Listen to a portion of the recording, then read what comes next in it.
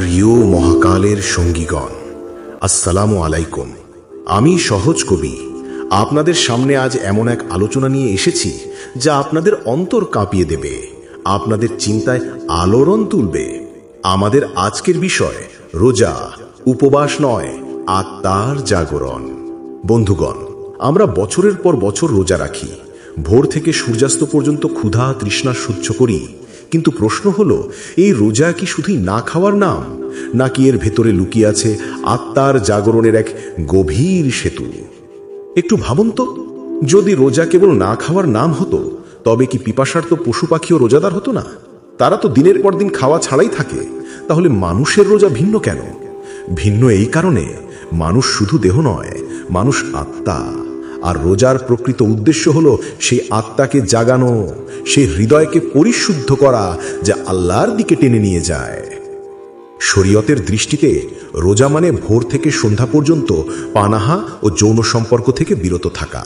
এটি ইসলামের 5টি স্তম্ভের অন্যতম। এই নিয়ম শৃঙ্খলা শেখায়, শরীর নিয়ন্ত্রণে আনে। কিন্তু এখানে বড় প্রশ্ন হলো, বাহ্যিক নিয়ন্ত্রণ কি যথেষ্ট? না, কারণ শরীরকে নিয়ন্ত্রণ করা সহজ, কিন্তু আত্মাকে নিয়ন্ত্রণ করা কঠিন। একটি শিশু পর্যন্ত নির্দিষ্ট সময় না খেয়ে থাকতে পারে, কিন্তু একজন শিক্ষিত প্রাপ্তবয়স্ক মানুষও প্রায়শই তার চোখ, তার জিহ্বা, তার কান, তার হৃদয়কে নিয়ন্ত্রণে রাখতে ব্যর্থ হয়। আধ্যাত্মিক মারেফতের আলোকে রোজা কেবল দেহের ক্ষুধা নয়, বরং ইন্দ্রিয়ের প্রতিটি স্তরে আত্মসংযম। চোখের রোজা হলো হারাম দৃশ্য থেকে বিরত থাকা, কানের রোজা হলো গীবত, অপবাদ, কটুবাক্য না শোনা, জিহ্বার রোজা হলো মিথ্যা ও আঘাতমূলক কথা থেকে দূরে থাকা, আর হৃদয়ের রোজা হলো দুনিয়ার মোহকে দূরে সরিয়ে আল্লাহর প্রেমে নিমগ্ন হওয়া। ইমাম গাজালি তার ইহিয়াউল উলুমুদ্দিন বই লিখেছেন, রোজার 3টি স্তর আছে।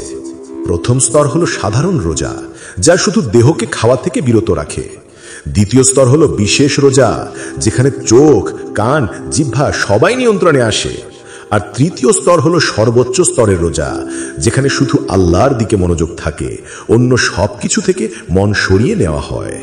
এটাই হলো আত্মার জাগরণ।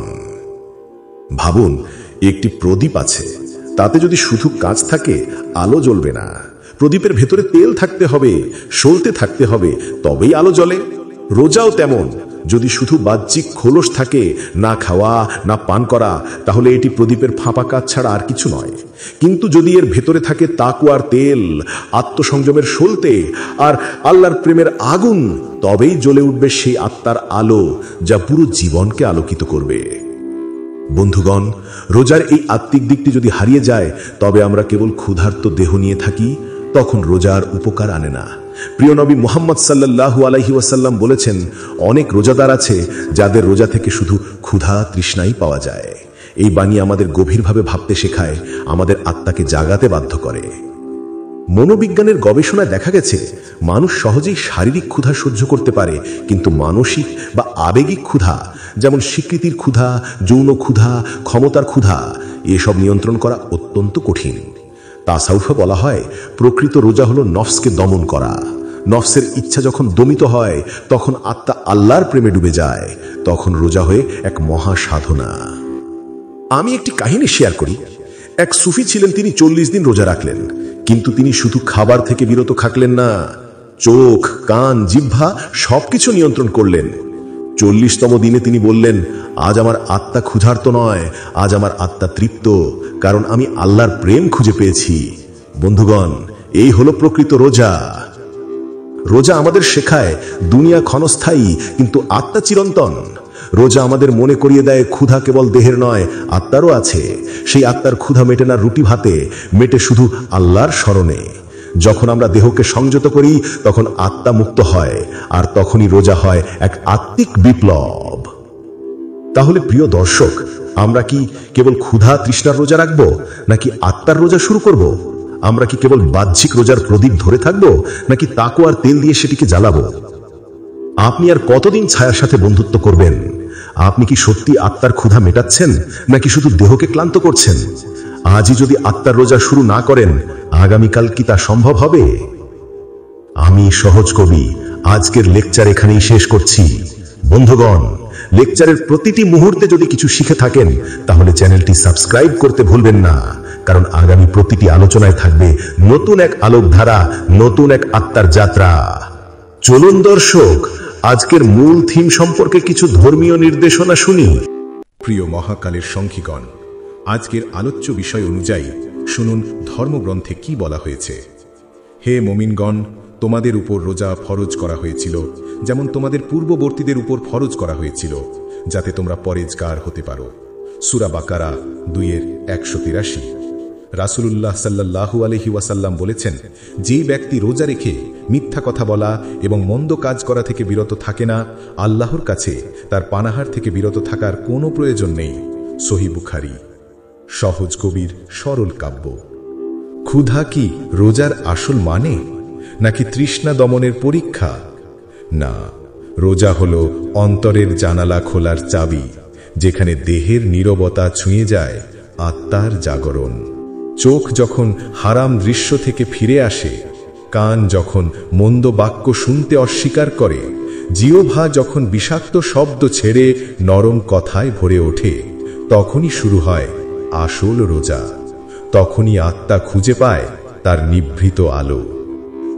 রোজা শুধু ক্ষুধার্ত দেহের নাম নয়, এটি আত্মাকে সাঁতার কাটতে শেখায় অস্থির সমুদ্রের মাঝে। এটি নফসকে বেঁধে রাখে, এটি হৃদয়কে মুক্তি দেয়।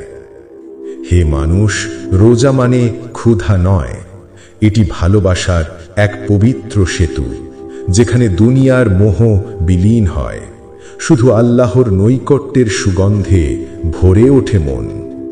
তুমি যদি রোজাকে শুধু না খাওয়ার নিয়ম ভাবো, তাহলে তা দেহের ক্লান্তি ছাড়া আর কিছুই নয়।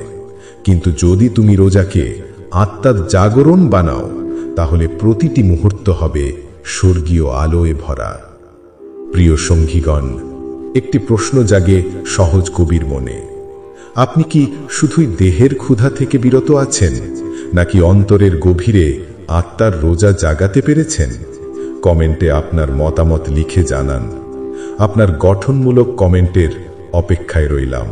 রোজার আসল মানে কি, ক্ষুধা নাকি আত্মার জাগরণ?